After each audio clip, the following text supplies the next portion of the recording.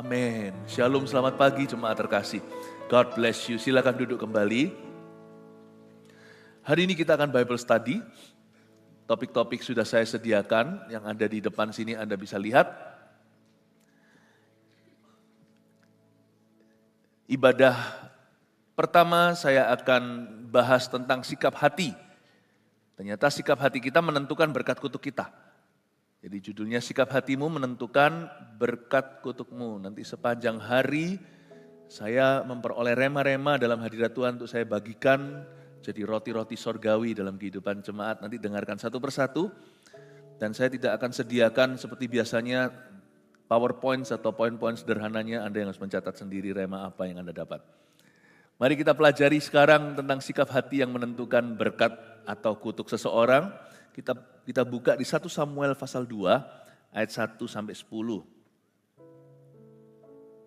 By the way, apa kabar semua? Luar biasa ya. Katakan kanan kirinya, God bless you. Oke.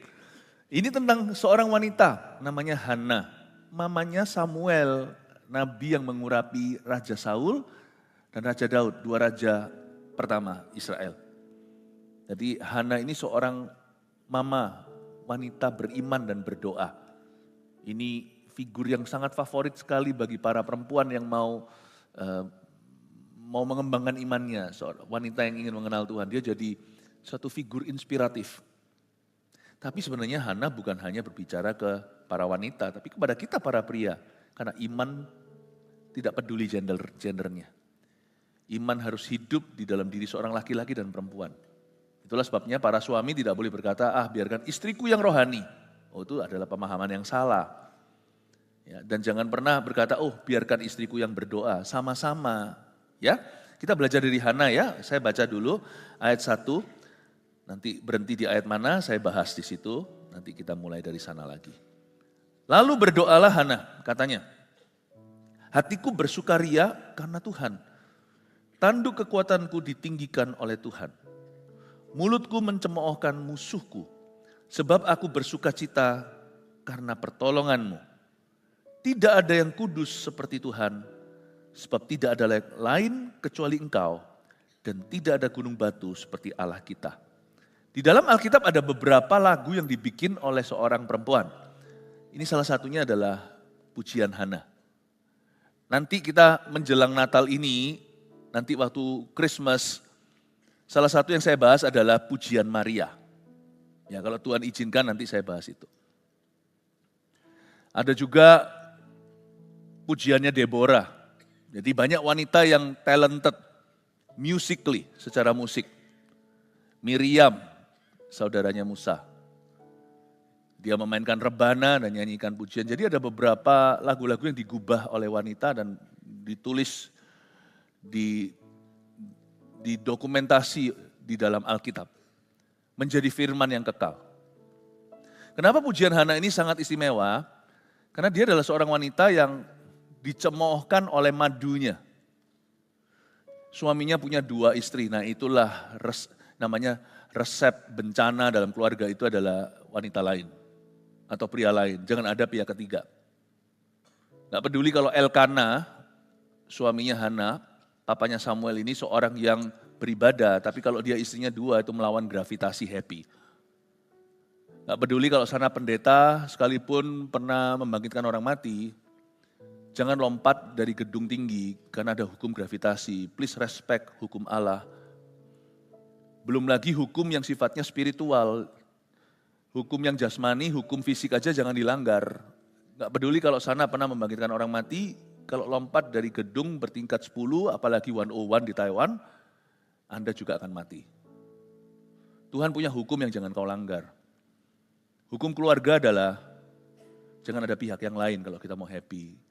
Perintah Tuhan jangan berzina di 10 perintah Allah itu bukan untuk mengekang kita atau mengambil freedom atau kebebasan kita. Perintah itu diberikan pada kita untuk memelihara keluarga kita utuh, bahagia, dan anak-anak cucu kita satu-satu diberkati. Ini backgroundnya dulu ya, belum ngomong soal sikap hati. Hana ini dicemoohkan, kenapa? Karena dia mandul. Madunya, istri kedua suaminya, itu punya anak banyak. Dia di EC lah, lihat ya, suami kita, kata itu cukup menjijikan mestinya. Suami kita akan lebih cinta saya. Hana dihina. Jadi waktu Hana memperoleh anak, itu kayak kutuk diangkat. Karena zaman itu orang percaya wanita kalau nggak bisa punya anak alias mandul, itu berarti wanita itu dikutuki Allah. Jadi puji-pujian Hana ini keluar dari suatu pengalaman hidup di mana Tuhan mendengarkan doanya. Lepas lega dia, akhirnya dia punya anak. Tapi dia sudah bernasar.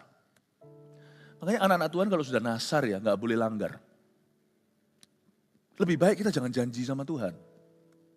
Sebab Tuhan itu adalah pemelihara janji. Dia kalau janji pasti ditepati. Jadi Tuhan paling gak suka sama orang yang gak tepat janji. Tuhan gak suka itu. Belajar untuk menepati apa yang kau janjikan. Belajar untuk menepati komitmenmu sendiri. Tepat janji itu berarti termasuk dalamnya tepat waktu. Kita belajar tepat waktu. Ya. Sama orang aja saya belajar tepat waktu, karena waktu adalah janji saya. Kalau saya janji ketemu jam 7, saya ketemu jam 9, jam 5, saya harus hadir di sana. Sebelumnya, kalau bisa. Kenapa? Karena orang kan lihat. Saya pernah sekali janjian sama satu orang, saya sendiri dulunya bukan tipe orang yang tepat waktu gimana, tapi istri saya tepat waktu banget. Jadi kalau kita janjian jam 1 gitu ya, mungkin dia jam 12 sudah di situ 1 jam sebelumnya. Padahal bukan kita yang perlu, orang itu yang perlu. Saya belajar sesuatu. Makanya dalam pernikahan kita bisa saling melengkapi.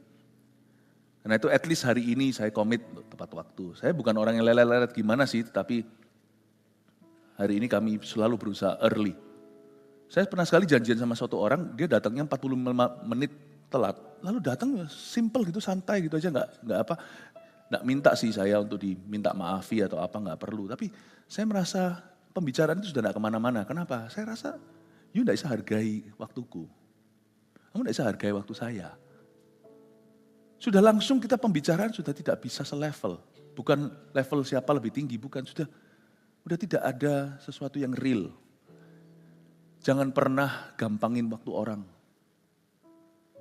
Karena itu waktu berharganya dia. Mungkin bagi Anda 45 menit, itu apa. Tapi bagi dia 45 menit itu bisa berarti ketemu orang lain, atau bantu orang lain, atau mungkin pekerjaannya. Atau mungkin sama anaknya. Jangan hakimi dari sisi satunya, karena mereka yang paling tahu hidup mereka. Hargai aja waktu mereka. Hargai waktumu sendiri. Ibadah juga sama. Puji Tuhan kalau saya lihat di ibadah jam 7 ini no problemo. Nggak masalah. Banyak orang early sih. Ya. Anda tidak mungkin datang sepagi ini untuk telat, nggak mungkin. Tapi biasanya ibadah tambah siang. Tapi karena mungkin parkiran, macet segalanya. Kalau macet ya datanglah lebih pagi. Kalau parkirannya penuh ya datanglah lebih awal. Sama manusia aja kita nggak tepat janji. Termasuk tepat waktu, karena waktu adalah janji. Sama Tuhan apalagi. Saya itu jarang untuk bisa keliling-keliling gimana. Tapi kemarin saya juga ada di sini. Anak-anak muda kita nanti kita pelajari, kita akan ajari. Sebagian besar anak-anak muda kita sudah very good tepat waktu. Tetapi juga ada beberapa yang mungkin tunggu temannya. Worship tinggal 1 lagu. Masih tunggu temannya, masih gitu. Nyantai lah, habis itu naik ke atas ya, namanya anak muda lah, remaja. Gak banyak gitu, tapi 1-2. Kebetulan kemarin saya lagi keliling. Nah lalu lucu, waktu saya lagi keliling, lalu habis itu saya ketemu tamu. Beberapa tamu pada berdatangan kemarin, karena saya gak bisa temui kalau hari Minggu gini di antara ibadah. Saya punya banyak appointment untuk doain orang sakit, orang apa. Jadi saya gak mau pakai waktu berharga untuk tamu, tapi untuk jemaat yang tetap. Jadi kemarin pas lagi gitu tiba-tiba ada beberapa anak-anak muda, datang ngomong sama saya, boleh foto nggak kok Philip? Loh, oke lah gitu ya. Cuma saya tanya sama dia, kelihatannya dia bukan usianya voltage nih. Tadi ada beberapa yang lebih kecil sih, boleh foto nggak? Saya tanya sudah ibadah nggak? Barusan pulang ibadah, wah seneng kita foto bersama. Ya, tapi ada juga yang boleh foto nggak? Boleh. Itu sudah lagu terakhir. Kan kelihatan di TV-nya di bawah itu. Lalu habis foto enggak? Saya tanya, loh kamu dari ibadah? Rasanya usianya bukan voltage deh. Enggak, saya mau ibadah. Loh kok nyantai masih bisa foto? tinggal satu lagu. Come on lah. Saya langsung beritahu, enggak. Ada yang saya tolak. Peduli amat kalau semuanya ada yang mengira saya sombong. Saya itu siapa lah diajak foto. Enggak lah, kita itu enggak pernah merasa, kita itu bukan artis. Saya pendeta, bukan artis. Hamba, rakyat. Saya bilang, enggak, kenapa? Ibadah dulu. Nah kalau dia enggak sekarang begitu, nanti suatu hari berbisnis gimana? Mana bisa profesional? Saya pelayanan di India, belasan tahun yang lalu. Ratusan, 600-an hamba-hamba Tuhan. Waktu telat gitu ya. Bukan telat 5 menit. 1 jam. Saya tegur loh mereka. Saya nggak datang naik ke atas itu untuk manis-manis. Saya nggak peduli kalau saya nggak diundang kembali. Saya pergi juga bukan karena undangan, kalau Tuhan nggak utus saya. Saya beritahu, how could you, gimana 1 jam, 2 jam telat itu biasa. How could you win, bisa memenangkan orang-orang profesional di luar sana? How? Gimana? Gimana kau bisa menangkan? Jangan ngomong perkara rohani. Kita harus berlomba dulu di perkara jasmani. Bukan berarti siapa yang lebih punya, lebih kaya, itu gak ada hubungannya dengan saldomu. Tapi etika dan etiketmu. Baru setelah itu kau punya karcis, punya tiket untuk beritahu sama seseorang, Allahku tepat janji. Jangan bilang Allahku tepat janji, lu aja gak tepat waktu. How? Bahasa Ibraninya, cemeyang. Gimana bisa menangkan? Sikap hati itu dalam perkara kecil. Kok saya sampai bergeser jauh ya, ini ngomong soal Hana, nanti kembali ya. Tapi kok saya rasa selalu perlu ngomong ini. Karena saya tahu, puji Tuhan, khotbah saya di satu ibadah, kalau pada jemaat sendiri akan didengarkan semua. Saya berdoa sih semua jemaat mendengarkan semua khotbah gembalanya. Jadi ini bukan hanya untuk kebaktian pukul 7 yang notabene jemaatnya semuanya pada tepat waktu.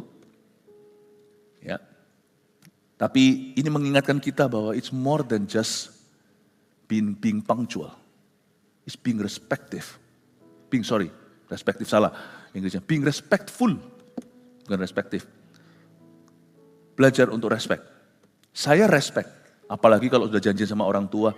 Waduh rasanya gak bisa mengampuni diri sendiri kalau saya yang telat membiarkan yang tua menunggu, itu rasanya gimana gitu. Ya. Jadi Tuhan itu yang paling tua, tuakan dia. Oke, kembali ke Hana. Hana sorry, saya tinggal sebentar. Lalu berdoalah. Ini Hana nih ceritanya gitu ya. Oke, sekarang ngerti ya backgroundnya ya. Dia senang sekali. Karena Tuhan memberi dia seorang anak. Tapi dia janji. Anak itu kalau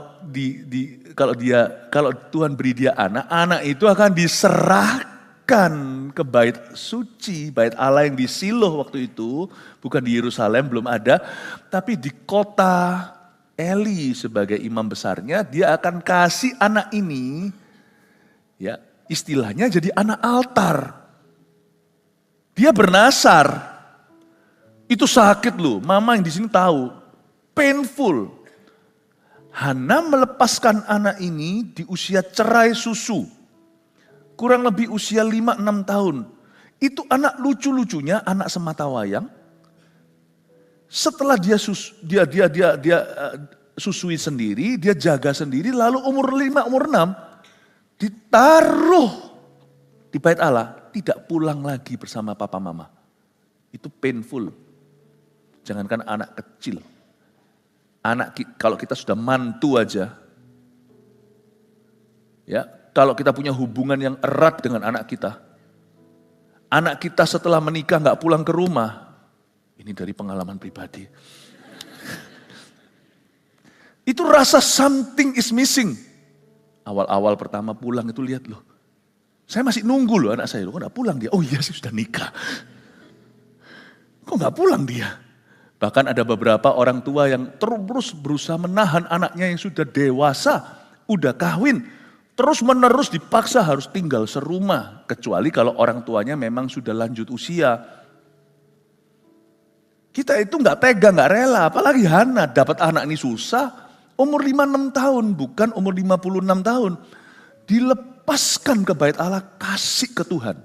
Tapi Hana memang tiap tahun kembali bawa baju rajutannya, ketemu sama anak itu. Zaman dulu itu gak ada veci, gak ada pesawat terbang, gak ada kereta. Dari kota ke kota itu jalan tuh berhari-hari. Dia gak bisa setiap kali, tiap tahun sekali dia berziarah, lalu dia lihat anaknya. Coba bayangkan perasaan seorang mama, seorang ibu. Lepaskan anak umur 5-6 tahun. Itu gak nangis tiap hari apa? Saya tahu berat buat orang tua saya juga waktu kami harus keluar negeri. Pasti kepikiran, apalagi seorang ibu. Sekarang ngerti ya? Mari kita pelajari sekarang bahwa puji-pujian Hana ini adalah saat dia melepas anaknya. Tidak pulang sama dia. Kok bisa memuji Tuhan?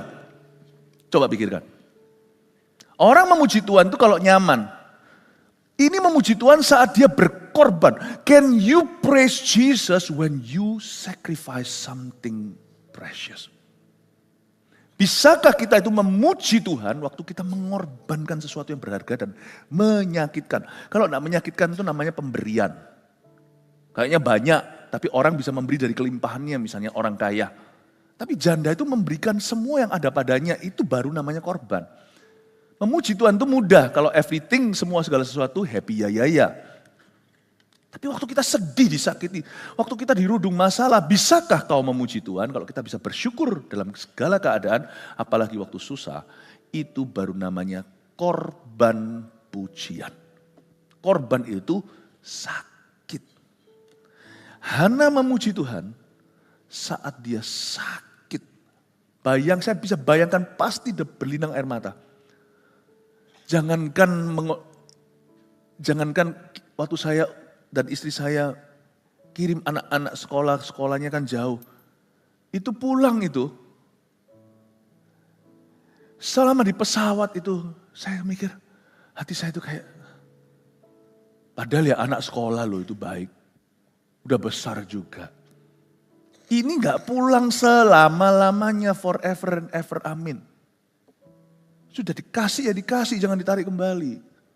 Orang kalau gitu kan, kalau memang gak rela ngasih tapi habis itu ditarik lagi. Jadi Hana memberikan Samuel dan dia bisa memuji Tuhan. Coba lihat, lalu berdoalah Hana. Katanya, hatiku bersukaria karena Tuhan. Titik, sudah cukup, itu kesaksian iman. Wow. Hatiku bersukaria bukan karena aku pisah sama anakku sematawayang. Hatiku bersukaria bukan karena waktu menepati janji ini mudah. Hatiku bersukaria bukan karena aku bayar nasar dan itu tidak seberapa. Anak belum keluar, dulu dia inginkan, tapi setelah keluar lebih susah. Kenapa? Sekarang dia cinta. Sebelum Anda punya anak, Anda kan belum mengingini anak kan, tapi belum cinta anak kan. Waktu anaknya keluar Anda baru jatuh cinta kan. Setelah 5-6 tahun tuh susah banget. Lucu-lucunya, mama. Dilepas. Hana berkata, hatiku bersukaria. Dari sini saya tahu sukacita tidak sama dengan happiness. Joy is not happiness. Sukacita itu bagi orang Kristen itu bisa saat ketika dia sedih, ketika dia menangis, tapi dia merasa ada sukacita karena Tuhan menyertai penderitaanku. Sukacita Paulus itu di penjara. Di situ dia tulis surat Filipi. Sukacita itu gak ada hubungan dengan happy. Dan happy gak tentu sukacita. Orang kelihatannya happy. Orang mabuk juga happy. Wah, ketawa sendiri. Orang nge-fly juga happy. Atau pergi ke Eropa, hati-hati kalau kita pergi ke mini store-nya. Lollipop, permen gitu, itu kelihatan lucu. Ayo jangan kasih anaknya, nanti anaknya bisa ketawa sendiri. Dibaca dulu penjelasannya. Ini bisa membuatmu merasa seperti ada di pantai katanya. Itu ternyata marijuana. Dijual bebas. Jangan beli permen sembarangan. Itu juga bisa buat happy. Itu permen tuh yang isinya narkoba. Itu bisa membuat orang, iya. Happy is not joy. Joy, sukacita, itu berakar pada kesadaran bahwa ini Tuhan. That is joy. Hana bersukaria. Sangat ironis kan? Karena Tuhan. karena Tuhan. Bergembiralah karena Tuhan. Maka Tuhan akan memberikan apa yang diinginkan hatimu. Bukan kebutuhan, udah levelnya beda. Kalau kita bisa bergembira karena Tuhan, kita nggak mungkin sengaja berdosa kepadanya. Karena itu Tuhan berani berjanji dan Tuhan rasa aman sama kita. Kalau kamu bergembira karena aku, yang diinginkan hatimu akan kuberikan kepadamu. That's a powerful statement. Itu janji yang luar biasa. Bergembiralah karena aku. Jangan ngeluh, akhir tahun ini kok susah ini itu. Pasti ada banyak susahnya. Pasti, hidup itu pasti akan ada banyak susahnya. Tapi bergembiralah karena Tuhan ada di hidupmu sampai akhir tahun ini. Amin Bapak Ibu. Tanduk kekuatanku ditinggikan oleh Tuhan. Mulutku mencemoohkan musuhku. Sebab aku bersukacita karena pertolonganmu. Kenapa Hana tidak berkata, aku bersukacita karena sekarang kau bungkam mulut maduku. Jangan pernah kita bersukacita karena Tuhan jatuhkan musuh kita. Itu namanya orang hatinya bernafsu. Nafsu diselaputi dengan sesuatu yang rohani. Pakai nama Tuhan. Tahu rasa lu, Tuhan hukum lu. Itu salah hati. Sukacita itu gak ada hubungan sama musuh kita. Itu urusan Tuhan. Jangan pandang mereka. Jatuh bangun mereka itu bukan urusanmu. Hatimu aja yang berpaut pada Tuhan. Bergembira karena Tuhan itu berarti bersukacita karena pertolongannya. Jangan biasa minta pembelaan. Emangnya kita siapa? Harus dibela-bela. Mintalah penyertaan Allah. Kalau saya disakiti orang, saya hanya minta Tuhan. Gak apa-apa kok. Hidup itu sekali-kali aku disakiti ya. Ingkaita. Sepatutnya. Emangnya itu aku itu siapa? Yesus disakiti melulu kok. Yesus digituin aja sama Herodes. Bapak gak semerta-merta langsung bunuh Herodes. Tunggu dia mati natural, mati alami. Baru dia kembali kan. Lalu ke Nazaret lagi. Udahlah, aku gak usah muluk-muluk lah. Aku orang spesial. Jangan sama aku diurapi. Come on lah, kalau kita diurapi kita akan rendah hati. Anointing causes someone to be humble. Urapan itu bukan hanya membuat seseorang itu berkuasa. Pelayanannya ada manifestasi Roh Kudus. Urapan itu akan pertama-tama membuat seseorang itu rendah hati. Jangan biasa minta pembelaan lah. Bela aku Tuhan, hancurkan orang itu. Jangan. Tapi lebih baik doa Yabes saja. Lihat aku Tuhan belas kasihan, kasihani aku. Kembangkan teritoriku. Semoga Tuhan menyertai aku. Minta penyertaan, bersukacita itu karena pertolongan Tuhan. Bukan karena jatuh musuhmu. Jangan biasakan hati bernafsu. Tapi hati kita fokus ke Yesus. Lord, have mercy on me. Itu sikap rendah hati. Lord, remember me. Ingat aku. Kalau saya di apa-apa, misalnya saya kalau sakiti orang, difitnah sekalian, doa saya jadi semakin penuh iman. Saya semakin merasa berhak berdiri atas janji. Saya berkata, Lord have mercy on me. Karena apa yang orang lain katakan tentang diriku, kita bisa berdoa begini. Lawatlah aku Tuhan, mendekatlah ke aku Tuhan, kau tahu hatiku tidak begitu. Pakailah aku dengan cara yang heran untuk kemuliaan namamu. Sebab aku tidak fokus pada orang, aku fokus pada Yesus. Use me mightily. Bless me. Kiranya engkau memberkati aku berlimpah-limpah. Sekalipun namaku dikasih Yabes. Sekalipun aku dikasih nama Yabes, artinya apes. Jangan doakan sesuatu. Apalagi mengutuki ibumu. Yabes kan dikasih nama begitu sama mamanya. Dia jadi buli-bulian di sekolah. Tapi Yabes berkata, dia tidak sama sekali menyinggung itu. Dia hanya berkata, Lord, namaku apes. Jadikan aku beruntung. Supaya aku jadi contoh kasus bahwa kalau Tuhan berkenan, siapa bisa tahan? Seluruh dunia mau melawan aku pun kalau Tuhan di pihakku, siapa lawanku? Kiranya engkau memberkati aku berlimpah-limpah dan memperluas daerahku. Kiranya ya Tuhan Yesus engkau meleputkan aku dari kesakitan yang tidak perlu dan dari kekalahan yang tidak harus ku alami karena aku berpaut padamu. Remember me. Itulah bersukacita karena pertolonganmu. Fokus. Ya. Jangan meminta celakanya orang lain. Dan jangan iri sama suksesnya orang lain. Sikap hati yang benar yang menentukan kutuk kita atau berkat kita itu ternyata dimulai dengan sikap hati kita terhadap Tuhan. Bisakah kita memandang Kristus saja? Can you do that? Kalau kita bisa memandang Kristus, ini permulaan kemenanganmu. Karena masalahnya di hidup ini terlalu banyak gangguan. Orang itu suka tolah-toleh gitu bahasa Surabaya. Kurang pasang, apa namanya ini? Kurang pasang apanya kuda itu? Kacamata. Nggak ada kacanya nih. Itu loh, kuda. Kurang pasang itu. Kalau kita bisa pasang itu, sikap hati kita tidak akan salah. Tidak ada yang kudus seperti Tuhan, sebab tidak ada yang lain kecuali Engkau. Puji Tuhan, lihat ini Hana. Nggak ada yang kudus seperti Tuhan, nggak ada yang seperti Engkau. Dan tidak ada gunung batu seperti Allah kita. Hana itu lihat, konsentrasinya pada siapa? Tidak ada yang lain kecuali Engkau. Makanya hidupnya mengalami penyertaan Allah. Karena dia tidak izinkan imannya terganggu. Hatinya profesional pada Tuhan. Hatinya profesional. Dan karena dia punya mata tertuju pada Kristus, tidak heran Kristus turun tangan. Pernahkah Anda ajak bicara seseorang yang tidak konsentrasi padahal Anda ngomong sesuatu yang serius jadi malas? Ngomong gitu matanya. Jangankan gini aja udah membuat Anda jadi Sama Tuhan juga sama. Kalau kita ngomong terus, oh iya, sambil sebentar ya, ambil telepon. Kalau kita tidak bisa konsen sama Tuhan, Tuhan juga tidak akan wahyukan. Tuhan itu seperti orang, punya perasaan.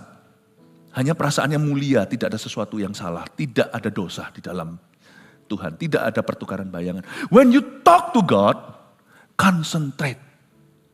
Konsentrasi.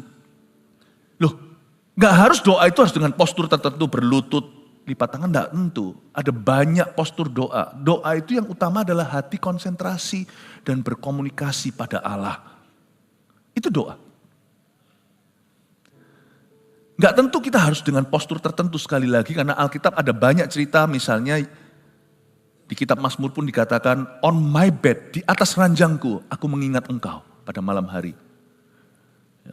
Jadi bahkan bisa dalam kondisi berbaring seperti ini kita itu komunikasi dengan Tuhan Yesus. Nehemia saat dia kerja hatinya berseru kepada Tuhan waktu dia menghadap raja. Dia bukan di ruang doa. Doa itu adalah berbincang dengan Tuhan. Dan kalau kita lagi berbincang dengan Tuhan, orangkan Tuhan. Sama orang aja kita enggak boleh begitu. Coba sekali-kali ya dalam sebuah meeting penting. Bosnya lagi bicara gitu atau lagi meeting semuanya. Semuanya lagi konsentrasi penuh. Kita HP-an terus. Ini bisa-bisa bosnya tegur, kamu HP-an itu urusan kerjaan atau bukan? Itu bos. Atau misalnya kalau kita bicara, ngobrol-ngobrol, terus habis itu mata kita itu enggak konsen. Pernahkah Anda ngomong-ngomong sama orang tiba-tiba dilihat belakang, Anda juga ikut lihat belakang? Akhirnya Tuhan terpaksa harus lihat belakang, lihat dosamu. Kita lihat belakang melulu. Tapi kalau kita lihat ke wajahnya, pandang matanya, mungkin kita bisa menangkap sesuatu melebihi kata-katanya. Oh itu maksudnya. Kita bisa menilai emosi seseorang waktu kita pandang mata dengan mata. Sehingga kita tahu dia sedang berada di mana. Makanya itu doa tidak bisa diwakilkan. Karena orang yang berdoa lah yang mengerti perasaan Tuhan. Makanya nanti akan ada tuntunan. Kalau doa diwakilkan kita didoakan terus melulu. Kita sendiri gak pernah berdoa. Lama-lama kita juga mengerti teorinya. Tapi kita tahu tuh jalani kita gak peka. Belajar untuk konsen sama Tuhan. When you pray. You see, it's not your prayer really. Yang ujung-ujungnya bisa mengubah is how you pray. Tentunya to whom you pray, berdoanya kepada siapa itu harus penting. Kalau kita salah berdoa, kita berdoa pada kayu. Kita berdoa pada batu ya kita nggak bisa memperoleh lebih dari itu. Tapi kalau kita berdoa kepada Dia, Allah yang hidup, itu nomor satu. Tapi bukan doamu Orang kan salah ngerti, salah sangka, oh doaku kurang mempan, mungkin kurang mantap, kurang fasilida. Siapa bilang doa itu hubungan dengan fasilida? Doa itu fasih hati. Mungkin kita gagap dalam mengutarakannya atau nggak pas gimana, tapi hatinya sungguh-sungguh dan segenap hati saat memanjatkan doa. Is how you pray, bagaimana kau berdoa. Saya punya seorang teman kalau doa itu lucu, tapi jangan sekali-kali ketawa. Awal-awal kami tertawa, tapi lama-lama kami lihat doanya lebih berkuasa dari doa kami. Waktu itu saya masih bayi rohani, ada satu om-om gitu ya. Waktu saya di gereja tersebut, dia kalau doa itu aneh. Dia bukannya nggak baca Alkitab, dia tahu Alkitab. Tapi kalau dia doa itu lucu ya, mungkin itu bahasanya dia atau bahasa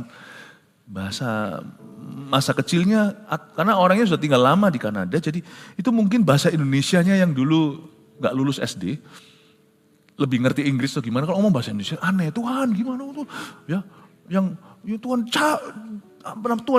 angkat dia, tarik rambutnya. Saya pikir rambut ditarik segala, maksud dia itu keluarin dari masalah gitu juga gampang. Tarik rambutnya Tuhan buat dia seka. Mana ada doa seka kakinya, maksudnya itu dimurnikan dari dosa gitu loh bahasanya. Tapi kalau dia doa, orang berdosa nangis. Kalau dia berdoa, orang bermasalah dapat jawaban. Saya lihat ternyata dia enggak fasih lidah. Ya fasih hati. Mau fasih lidah? Cari orang Farisi. Fasih banget tuh.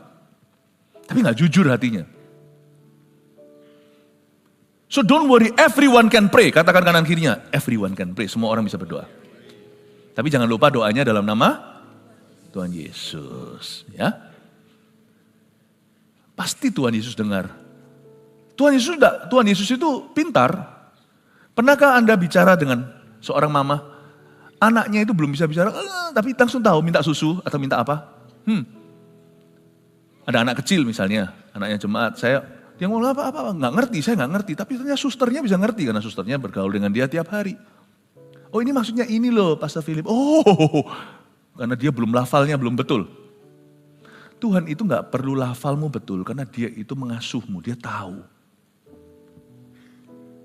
Dia tahu. Bahkan anak berkebutuhan khusus kalau sama mamanya sendiri, mamanya tahu maksudnya apa. Gitu nggak tahu ngomong apa gitu ya. Waktu itu saya ketemu dengan salah satu mama bilang dia kepingin rangkul Pastor Philip. Oh dengan senang hati. Oh dari tadi saya nggak ngerti mau dirangkul. Dia ngomong sesuatu saya coba dengarkan, maksudnya dia minta dirangkul. Mamanya yang tahu. Tuhan tuh lebih mama daripada mamamu. Ayah ibu itu semua bermula dari gambar dan rupa Allah. He knows how to be a father, he knows how to be a mother to you. Allah kita adalah Bapa. Tapi ayah ibu dicipta dari gambar dan rupanya. Tuhan yang kasih nature itu. Tuhan kasih yang namanya kepekaan, feelingnya peka, logika seorang ayah, perasaan seorang ibu itu semua dari Tuhan. God knows you. Jadi tidak harus Anda tata demikian rupa. Oh Tuhan baru ngerti, Tuhan itu tidak bodoh. Apalagi Tuhan itu jenius. He understands you. Tapi perlu konsentrasi karena dia tidak suka orang basa-basi dengan dia. Tuhan itu pejabat di atas pejabat, dia raja di atas segala raja. Orang yang basa-basi mencium kakinya udah banyak. Tapi yang ngelap kakinya dengan air mata, hanya wanita Narwastu itu. Perhatikan bagaimana kita berdoa. Saya akan mempersiapkan Anda untuk punya sikap hati yang jadi mesbah. Khotbah saya ini menyediakan sebuah fondasi untuk Anda berdoa, apalagi di akhir tahun ini nanti sebelum kita masuk tahun depan. Ini namanya spiritual positioning atau memposisikan diri secara rohani. Saya harap Anda belajar sesuatu ya. Siapa belajar sesuatu? Amin. Ya puji Tuhan. Saya continue. Lanjut ya, sekarang saya masuk kepada ironis kehidupan. Ironis dan plot twist. Ironis dan plot twist itu kayak gimana? Plot twist itu gini. Terlalu banyak ceritanya, orang ini dulu gimana, ternyata akhirnya kebalik nanti. Yang dahulu menjadi kemudian menjadi terdahulu. Kalau di drama-drama kan banyak ya. Drama-drama itu semua fantasi. Tapi Tuhan itu realita. Tuhan itu sutradara terhebat. Jangan tantang dia. Sebab kepala bisa jadi ekor, ekor bisa jadi kepala. Karena bagi Tuhan tidak ada yang mustahil. Ada terlalu banyak cerita kalau saya buka satu-satu, perjanjian lama juga ada. Orang lagi krisis ekonomi luar biasa dalam waktu 1 hari. Padahal tadinya orang itu makan kotoran manusia itu ditimbang. Krisisnya begitu parah, kotoran manusia ditimbang dan dijual per gram itu seperti emas. Menjijikkan dan mengerikan. Dalam waktu sekejap Tuhan mengubahnya. Negara itu makmur luar biasa kalau Anda baca. Tapi ada satu perwira yang menghina Tuhan. Mana mungkin sekalipun sorga tekuk turun pun ini gak mungkin terjadi. Orang itu diinjak-injak mati waktu terjadi huru hara. Karena orang-orang semua mengambil dan menjarah berkat untuk mereka. Mati keinjak. Itu coba baca satu-satu. Terlalu banyak, Tuhan itu jangan ditantang. Karena Tuhan tahu gimana memiskinkan seseorang dalam waktu sekejap. Dan Tuhan juga bisa memperkaya seseorang dalam waktu sekejap. Tapi jangan kita berharap kekayaan. Jangan. Ubahlah hatimu dulu. Mari kita lihat sekarang ayat 3. Janganlah kamu selalu berkata sombong. Ini sekarang janganlah caci maki keluar dari mulutmu. Karena Tuhan itu Allah yang maha tahu. Dan oleh Dia perbuatan-perbuatan diuji. Busur pahlawan pada pahlawan telah patah. Tetapi orang-orang yang terhuyung-huyung pinggangnya berikatkan kekuatan. Ayat 3 dan 4 saya jelaskan. Tentunya ini adalah sindiran dalam doa. Untungnya Hana tidak menyindir madunya secara langsung. Kalau Anda mau sindir siapa-siapa, please, monggo silakan. Tapi dalam doa. Saya bolak-balik sindir orang dalam doa. Bukan dalam khotbah, jangan kalau dalam khotbah. Anda mau sindir seseorang dalam doa, maka itu jangan salahi kalau orang yang benar atau orang yang lebih benar dari kita. Kalau dia sekali sindir depan Tuhan, Tuhan ngerti maksudnya. Saya paling takut nyalahi orang benar atau lebih benar. Supaya saya jangan jadi orang salah dan lebih salah. Tapi kalau Anda memang mau sindir, sindirlah dalam doa. Sebab tidak ada orang lain yang mendengarkan kecuali Tuhan. Hana menyindir ngadunya. Jangan kamu selalu berkata sombong. Untungnya dia nggak telepon tuh si istri kedua dari suaminya. Kamu jangan sombong ya, tidak usah. Dia nggak ke sosial media cari pembenaran dari manusia. Dia carinya dari Tuhan. Dia berkata, janganlah kamu selalu berkata sombong. Janganlah caci maki keluar dari mulutmu. Karena memang yang sana itu sombong banget. Tiap hari, tiap tahun terutama waktu mereka berziarah ke Silo itu selalu Hana terima caci maki. Mandul lah, Tuhan gak sertai kamu lah, apes lah kamu lah. Karena Tuhan itu Allah yang maha tahu. Dan oleh Dia perbuatan diuji. Sebuah peringatan bahwa sikap hati yang Tuhan benci dan kerap kali akan menjadi sindiran orang benar dalam doa adalah namanya sikap hati arogan. Jangan pernah sombong. Karena orang yang arogan harus tahu bahwa masih ada langit di atasnya. Masih ada Tuhan. Jangan caci maki keluar dari mulutmu itu artinya jangan pernah secara sengaja menghina orang lain karena mereka tidak seberuntung kita.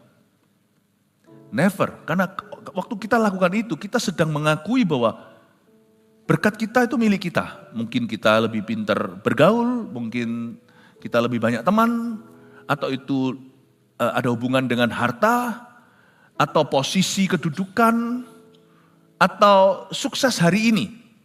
Remember, waktu kita menghina orang lain, kita berkata bahwa kitalah Tuhan atas berkat kita. Dan Tuhan yang kita tantang. Itu membuat Tuhan jadi menyesal memberkatimu. Jangan caci maki keluar dari mulutmu itu karena setiap caci maki yang kita lakukan, yang kita lontarkan, termasuk pada orang-orang yang kita hina. Itu adalah direct challenge to God. Tantangan langsung ke Tuhan. Itulah sebabnya jangan jadi arogan, artinya jangan celebrate, jangan rayakan kemenanganmu terlalu dini. Karena masih ada tomorrow, masih ada besok.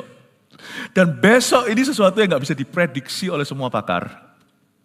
Dan oleh kita semua.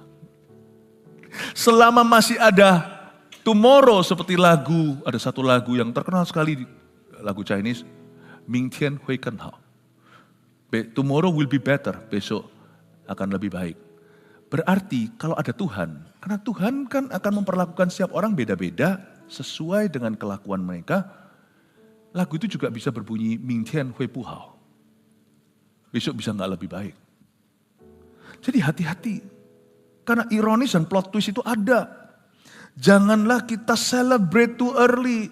konyol sekali kalau kita sudah hampir ke garis finish, santai. Kita nggak tahu di belakang ada juara 2 yang ngebut, wush, tembus. Jarak segini dia yang champion. Jangan pernah kita merasa kita sudah sampai. Sebelum seseorang itu mati, jangan berhenti. Jangan berhenti bertumbuh. Jangan berhenti untuk mengasihi. Jangan berhenti untuk mencari Tuhan. Lebih baik ya kita itu satu taraf di mana kalau kita mati nanti suatu hari, kita waktu melek di sebelah situ, loh udah finish tah, baru kita sadar di sana, gini jangan di sini. Jangan pernah. Itu yang disebut dengan jangan kamu selalu berkata sombong. Never praise yourself, jangan memuji dirimu sendiri. Don't celebrate too early, jangan merayakan terlalu dini. Dan jangan memandang rendah siapa-siapa. Karena Tuhan itu Allah yang Maha Tahu. Berarti hanya Tuhan yang tahu masa depan kita yang namanya besok itu adalah urusan Tuhan. Dan oleh dia perbuatan-perbuatan diuji itu perbuatan siapa? Perbuatan kita yang diuji Tuhan. Jadi rencana Tuhan itu begini, selalu indah ya kan? Masa depan penuh pengharapan. Bedakan kata rencana dan rancangan. Coba katakan rencana, katakan rancangan. Rencana adalah sesuatu yang fix. Tuhan tawarkan sebagai proposal dalam hidupmu, ini rencana penuh pengharapan. Tapi kamu bukan Pinocchio, kamu punya pilihan. Di gunung satu Tuhan berkata berkat, Musa serukan berkat, di gunung satunya lagi Musa serukan kutuk, Yosua juga lakukan itu. Tuhan ingatkan, but you always have a choice. Selalu kau punya pilihan, kehendak bebas. Itu yang membuat manusia beda sama hewan dan tanaman. Kita bisa memilih nasib kita sendiri. Tentunya kita tidak bisa tentukan nasib kita, kita bisa pilih jalur hidup kita. Oleh dia perbuatan diuji.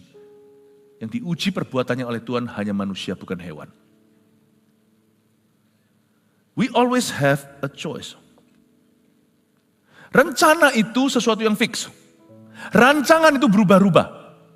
Rencananya dari sini saya mau pergi ke Surabaya Timur. Macet nih, rancangannya ganti. Ditawarkan di GPS, apps yang saya pakai, maukah pakai rute yang lebih singkat? Rencananya tetap, rancangannya berbeda. Saya dibawa ke rute lainnya untuk menghindari kemacetan. Rancangan itu sesuai dengan kondisi lapangan. Rancangan manusia memikirkan jalannya, Tuhan menentukan langkahnya.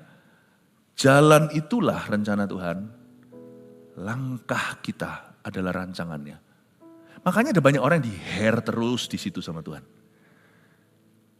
Tuhan punya rencana tapi gak jadi-jadi dalam hidupnya karena dia terus-menerus membangkang. Rancangan itu harus diganti demikian rupa di tangan pejunan. Tuhan gak gampang menyerah, tapi membuatmu untuk menjadi bejana lain. Bejana B, plan B-nya dirusak lagi plan C. Jadi harus melewati alfabet A, B, C, D, E, F, G. Gak bisa langsung A, B, langsung sampai di situ. Itulah sebabnya tiap hari saya berkata, Tuhan please lead me, guide me. Aku mau masuk dalam rencana itu. Segera dan biarkan rancangan itu Tuhan yang menentukan langkahku. Tuhan menetapkan langkah-langkah orang. Tuhan menetapkan langkah-langkah orang yang hidupnya berkenan kepadanya. Itu rancangan. Apabila dia jatuh tak sampai tergeletak. Sebab Tuhan menopang tangannya. Saya minta sama Tuhan. Jadi makanya itu mari saya ajak kita untuk melihat bagaimana cara kita memandang rencana Allah. Jangka panjang, jangka pendek. Jangka panjang serahkan ke Tuhan. Jangka pendek setiap keputusan, takutlah akan Allah. Amin Bapak Ibu Saudara. Coba kita lihat sekarang beberapa hal ya. Busur pada pahlawan telah patah ayat 4, tetapi orang-orang yang terhuyung-huyung pinggangnya berikatkan kekuatan. Ayat 4 itu garis bawahi kata tetapi. Saya suka sekali menggaris bawah. Tetapi itu kayak, ya ini plot twistnya. Tuhan itu punya banyak tetapi. Karena manusia, Tuhan itu tinggal meresponi. Respon hati kita. Kalau respon hati kita salah, Tuhan ada tetapi untuk bisa membawamu rute memutar dikit. Tapi kalau kita punya respon hati betul pada Tuhan, jangan kita bunuh diri hari ini karena Tuhan masih punya tetapi. esok hari. Selalu ada jalan. Satu hal yang tidak mungkin pada Tuhan adalah jalan buntu. Karena Tuhan aja namanya jalan. Akulah jalan. Jadi gak mungkin ada jalan buntu dalam Tuhan. Saya selalu percaya pada tetapi. Kalau hari ini saya susah, saya berkata, oh Tuhan, aku minta tetapimu. Busur pada pahlawan telah patah. Tapi orang terhuyung-huyung. Aku nih sekarang terhuyung-huyung Tuhan. Montang-manting saya Tuhan. Bisnisnya kayak apa kayak, atau mungkin kehidupannya. Tuhan seperti kapal pecah. Tapi pinggangnya berikat kekuatan. Aku minta tetapimu berlaku atasku. Aku gak mau tetapi terhadapmu. Aku mau ya dan amin dengan Tuhan. Tapi kondisiku tolong buat tetapi Tuhan. Kalau hari ini aku di bawah, tetapi Tuhan akan mengangkatku. Hai musuh, misalnya orang-orang yang arogan tadi, hati-hati. Kau bukan urusanku, kau urusan Tuhan. Tapi allow me dengan kasih untuk memperingatkan. Sepowerful apapun dirimu, sebentar lagi tetapi Tuhan akan berlaku atasmu. So hati-hati, cepat berbalik. Cepat berbalik ya sebelum tetapinya terjadi. Tetapi, entah tunjuk ini ya tetapinya ya. Ayat 5, siapa yang kenyang dahulu sekarang, menyewakan dirinya karena makanan, melacurkan dirinya. Tetapi orang yang lapar dahulu sekarang boleh beristirahat. Saya garis bawah di Alkitab saya, dahulu sekarang. Dahulu begini, sekarang begini. Dahulu begini, sekarang begitu. Itu ironis, itu plot twist. Dahulu dia yang gini, ternyata akhirnya dia kalah. Dahulu dia kasihan sekali, ternyata akhirnya dia jadi pahlawan. Selama tetapi itu di ayat kelima dijelaskan dalam bahasa baru. Dahulu, sekarang. Dahulu, sekarang. Dahulu, sekarang. Be careful my friend. God is not finished with us. Tuhan belum selesai dengan kita. Bahkan orang yang mandul melahirkan 7 anak. Tapi orang yang banyak anaknya menjadi layu. Ini ngomong tentang madunya. Di situ layu. Tapi saya tunjukkan ya nanti ya. Samuel setelah lahir dikasihkan Tuhan tidak pernah hutang. Tuhan kasih lebih banyak anak kepada Hana. Anaknya banyak, Samuel itu punya banyak adik. Anaknya banyak, jadi Tuhan itu luar biasa. Tuhan itu gak pernah kasih kita satu kalau kita minta satu. So be careful kalau di sini ada orang yang gak punya momongan, tiba-tiba Tuhan aku minta satu, siap-siap dapat 3. Tuhan tuh gak pernah gak ninggalin tips itu, gak pernah. Ini saya bukan bicara tentang harta ya. Tapi kalau Tuhan makan di restoran itu ya, bisa jadi bilnya segini, tipsnya itu segitu loh. Tuhan tuh mengasihi orang yang rendah hati. Gak pernah Tuhan itu pas-pasan. Jadi kalau Tuhan minta sesuatu, kalau kita minta sesuatu pada Tuhan tuh jangan pernah siapkan kulkasmu hanya satu. Tapi cukup berlebihan untuk jadi gudang atau kulkas besar untuk bisa diberi kepada orang. Makanya Tuhan itu selalu tunda hukuman, mau tahu kenapa? Kalau Tuhan hukum juga, He's got His own style. Kalau Tuhan hukum, He never just give one punishment. Sampai upah dosa ialah maut. Makanya Tuhan tahan. 1, 2, berbaliklah. 1, 2 itu bisa ratusan tahun. Di dalam sejarah Israel. Nabi demi nabi dibunuh oleh mereka. Akhirnya Yerusalem runtuh. Tidak ada batu di atas batu. When God punishes, not one stone will be left on another stone. Makanya saya paling takut sama Tuhan. Kalau saya tidak dihukum sekarang, itu interestnya luar biasa di depan. Kalau hari ini saya berdosa dan bisa get away atau bisa lolos, jangan bahagia dulu, jangan celebrate too early. Di depan ada yang menunggumu. Saya mending ketemu dengan penunggu satu rumah, penunggu di situ maksudnya ada hantu. Saya nggak takut kalau Tuhan beserta daripada yang nunggu saya, penunggunya adalah Tuhan. Kalau Tuhan berkata, I'm gonna wait for you on this side, be careful. Hukuman Tuhan tidak pernah satu cambuk. Makanya disebut gada. Hati-hatilah. Saya paling takut sama Tuhan. Karena Tuhan itu yang memegang dahulu sekarang. Bahkan orang mandul pun melahirkan 7 anak, orang banyak anaknya menjadi layu. Ini jangan lupa ya, ini Hana masih belum punya anak lain. Ini baru 1 diserahkan, dia sudah bernubuat, nanti dia punya anak lagi. Oke, cepat ayat 6. Tuhan mematikan dan menghidupkan. Oke, saya nggak akan bahas. Ia menurunkan ke dalam dunia orang mati dan mengangkat dari sana. Tuhan membuat miskin dan membuat kaya. Ia merendahkan dan meninggikan juga. Ini ada lagunya kan? Ya. Jadi, tapi juga ini mengingatkan kita pada satu lagu yang lain.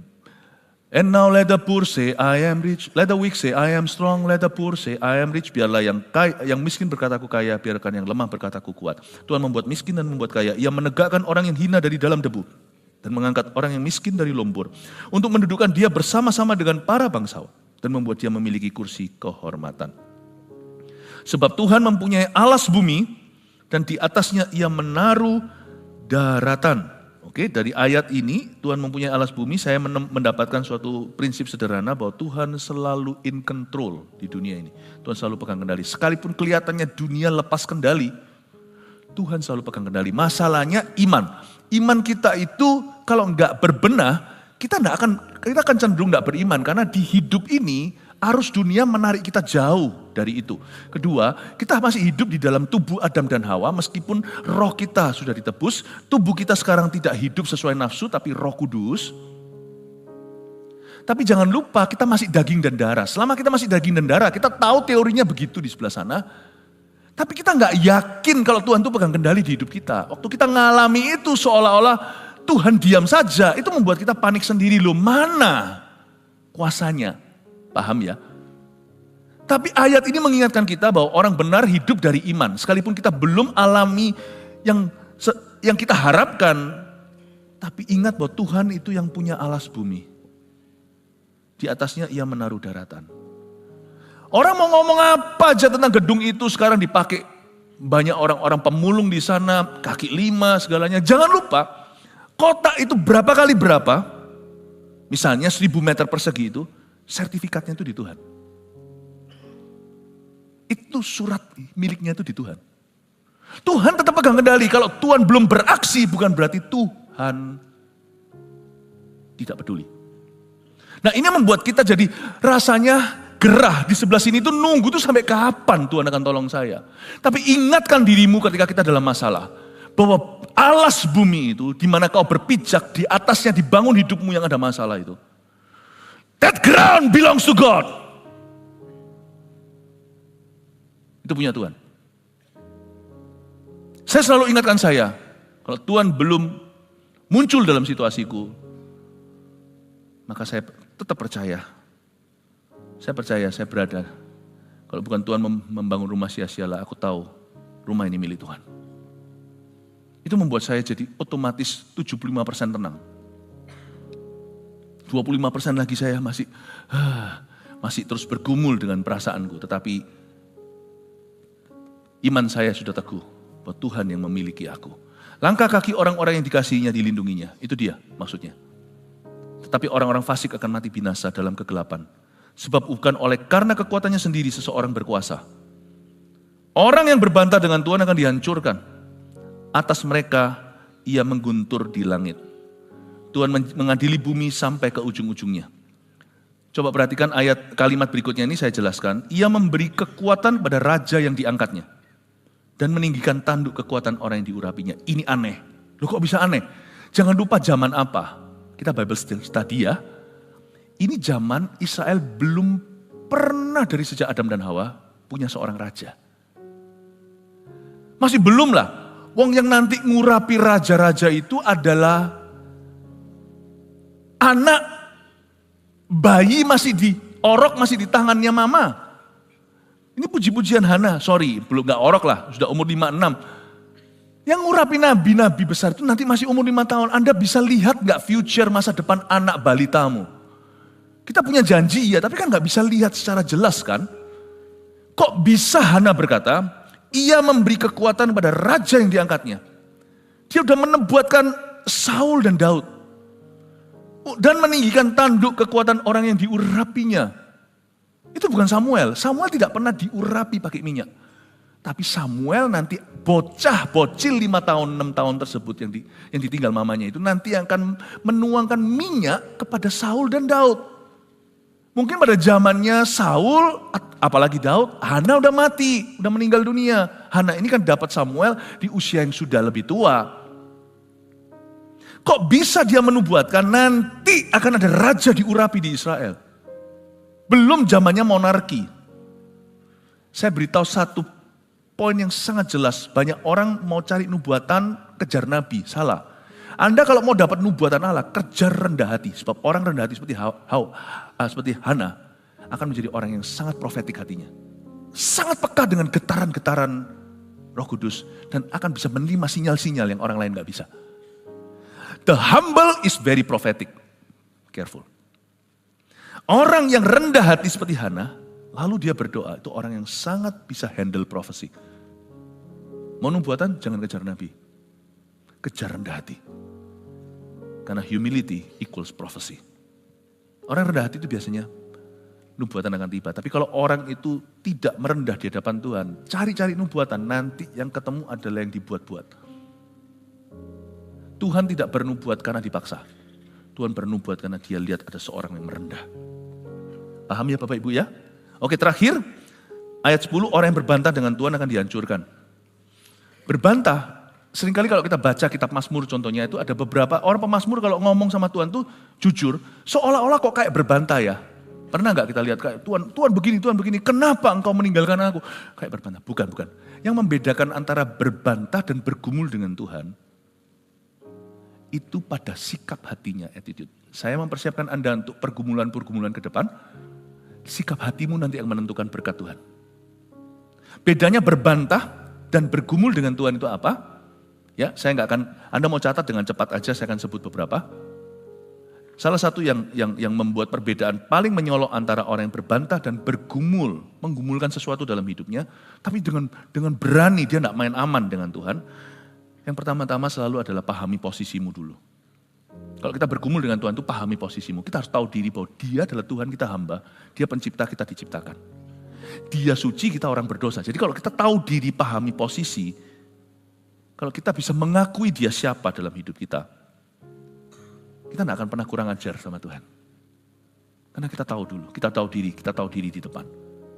Lalu setelah kita itu pahami posisi, pakai argumentasi firman. Jangan pakai firman dicomot-comot lalu habis itu untuk melawan Tuhan. Tapi gumulkan. Jangan cepat-cepat kita berdoa langsung meminta sesuatu. Kita baca firman itu penting untuk mengarahkan permintaan kita. Pakai argumentasi iman, pakai argumentasi firman. Use scriptures. Karena Tuhan tidak pernah lalai akan firman-Nya. Bukan kita ingatkan Tuhan karena Tuhan lupa. Tapi kita pegang firman karena Tuhan itu selalu dipegang pada perkataannya. God's word is his bond.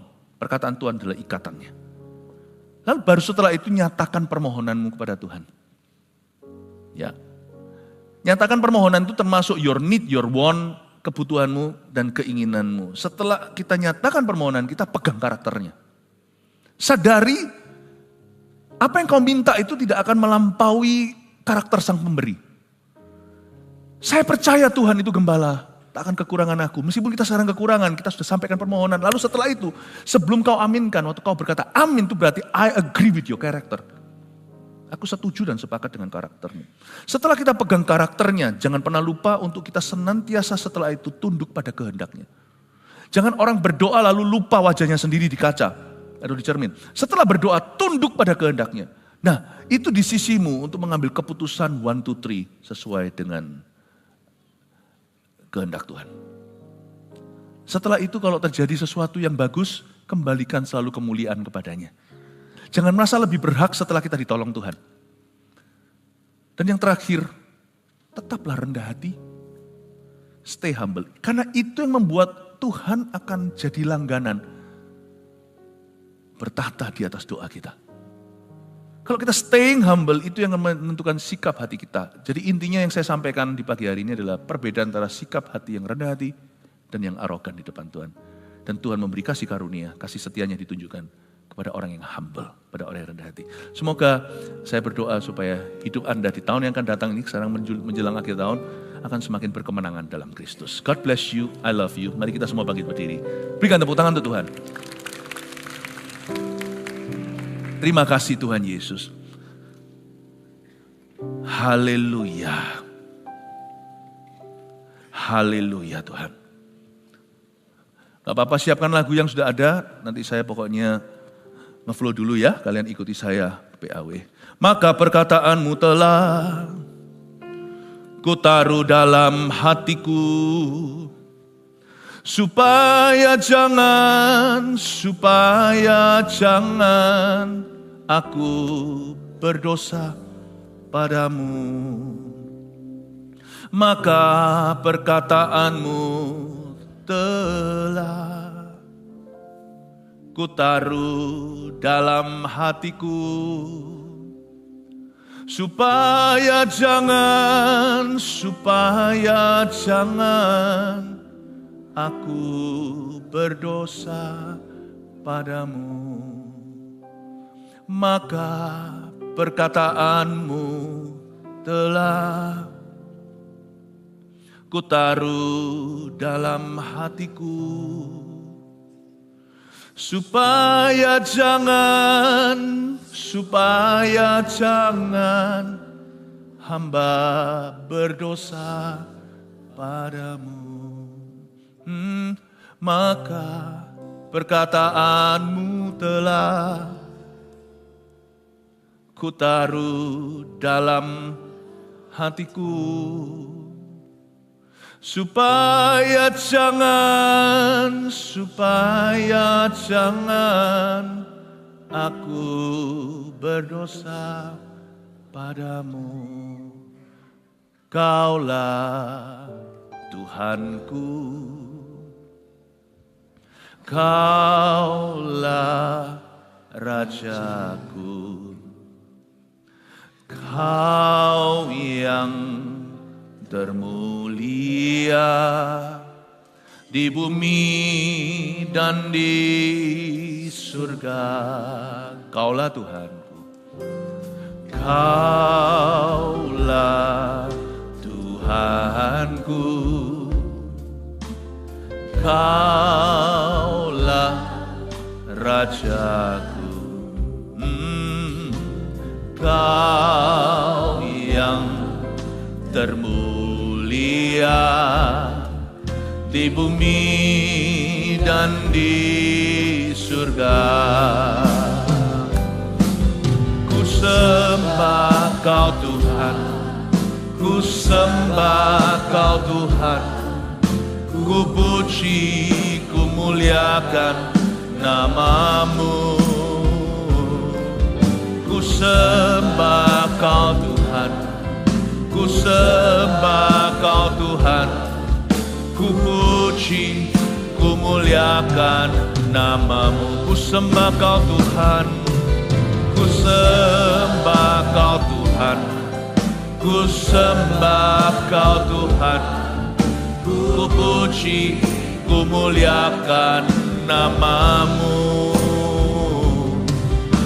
Ku sembah Kau Tuhan, ku sembah Kau Tuhan, ku puji, ku muliakan nama-Mu. Kaulah Tuhanku, Kaulah Tuhanku, Kaulah Rajaku, Kau yang termulia di bumi dan di surga. Oh, ku sembah Kau Tuhan, ku sembah Kau Tuhan, ku puji, ku muliakan nama-Mu.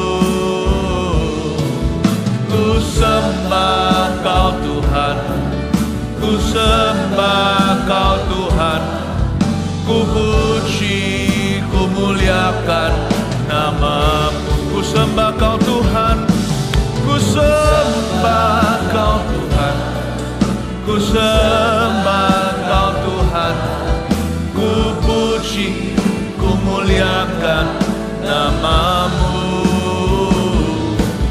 Ku sembah Kau Tuhan, ku sembah Kau Tuhan, ku puji, ku muliakan. Saya tidak mengadakan altar call, tapi altar call-nya menyeluruh seluruh jemaat. Saya tahu tidak semua orang mungkin bisa berlutut, mungkin usia, mungkin kondisi fisik. Tapi kalau Anda bisa, ikuti saya. Yang bisa, yang di kursi-kursi mungkin bisa menghadap ke kursi ke belakang, lebih ada space, gak apa-apa. Ya, atau mau menghadap ke depan, terserah Anda. Ayo berlutut sama saya, yuk kita rendahkan hati di depan Tuhan. Toh ini adalah akhir November mau Desember ya. Ini saatnya kita mencari Tuhan dengan rendah hati lagi. Yang gak bisa berlutut juga jangan dipaksa ya. Duduk aja, mungkin beberapa orang tua, kondisi fisiknya.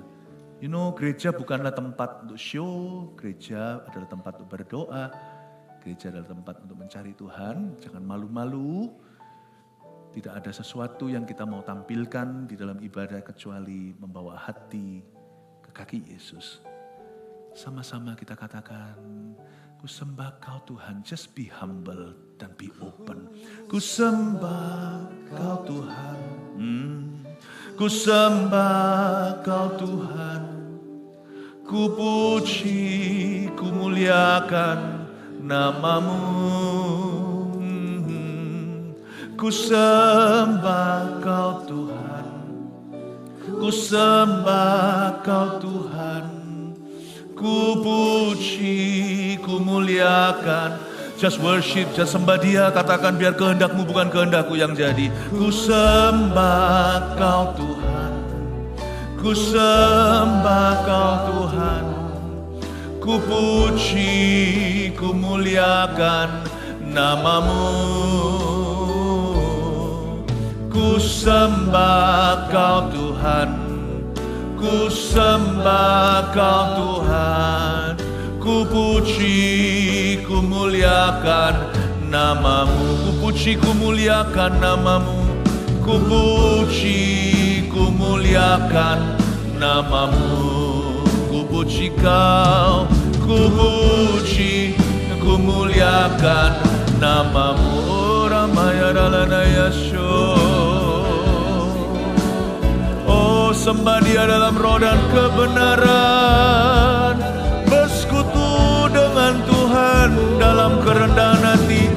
Terbukalah, jiwamu terbukalah. Tuhan menuntun mereka yang rendah hati, mereka yang mudah untuk diajari. Oh,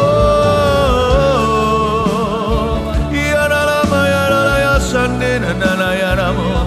Iya ramaya sanana, iya ramaya so, iya ramaya ramu, iya ramaya ralaya naya so, iya ramaya sanana, iya ramaya so.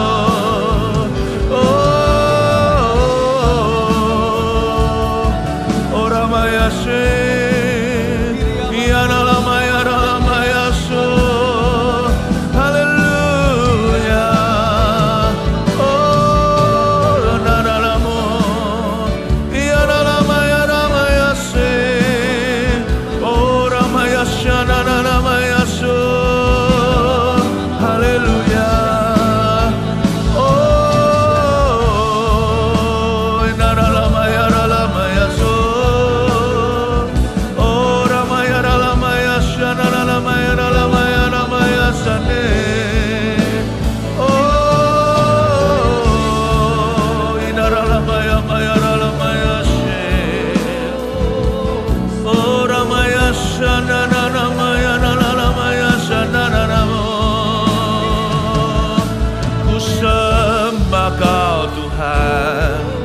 Sembah Kau Tuhan, ku puji, ku muliakan nama-Mu. Ku sembah Kau Tuhan, ku sembah Kau Tuhan, ku puji, ku muliakan nama-Mu. Sembah Dia. Ku sembah Kau Tuhan, ku sembah Kau Tuhan, ku puji, ku muliakan nama-Mu. Ku sembah Kau Tuhan, ku sembah Kau Tuhan, ku puji, ku muliakan nama-Mu.